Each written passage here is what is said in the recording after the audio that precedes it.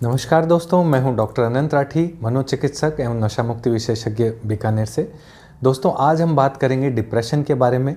जी हाँ दोस्तों, डिप्रेशन जो है विश्व में दूसरा सबसे प्रमुख कारण है जिसकी वजह से व्यक्ति डिसेबिलिटी एडजस्टेड लाइफ ईयर्स जीता है, यानी जिसकी वजह से वो अपने कार्य पर नहीं जा सकता या अपने काम को नहीं कर सकता। इसका सबसे बड़ा कारण तो है हृदय रोग और दूसरा बड़ा कारण है डिप्रेशन।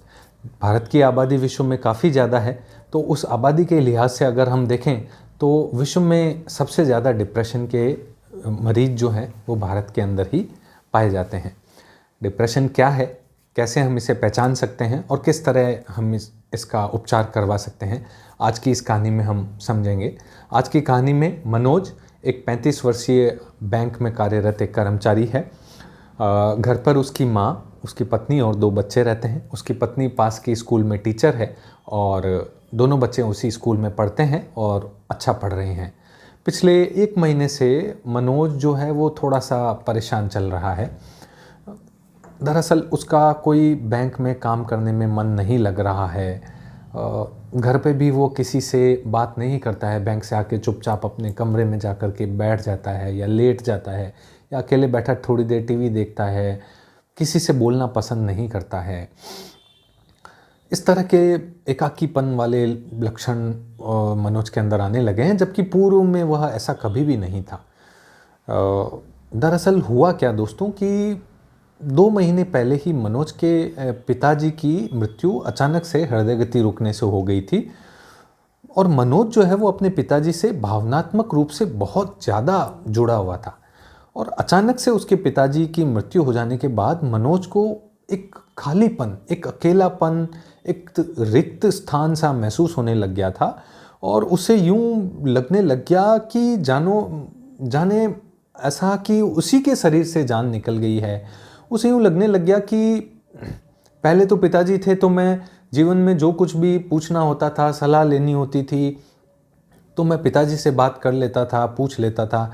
लेकिन अब जब पिताजी नहीं रहे हैं तो अब मेरा मार्गदर्शन कौन करेगा, मैं किससे सलाह लूँगा, मैं कैसे काम करूँगा। यही सोचते सोचते उसकी रात की नींद उचट सी गई थी। भूख भी कम लगती थी, किसी से बोलने का मन नहीं करता था। अकेले रहना पसंद होने लग गया था उसे।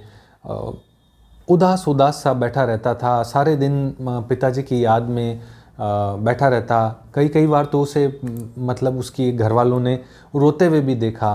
कुछ समय बाद, 5-10 दिन बाद उसे एक आत्मग्लानि का विचार भी आया कि वह अपने पिताजी के लिए कुछ बहुत अच्छा नहीं कर पाया, वह एक अच्छा बेटा नहीं बन सका, वह उनका इलाज नहीं करवा पाया, वह उनके लिए कुछ नहीं कर पाया। इस तरह से एक नेगेटिव थॉट, वह अपना कर्तव्य नहीं पूरा कर पाया है, तो ऐसा ज़िंदगी जीने से तो बेहतर है कि वह मर ही जाए।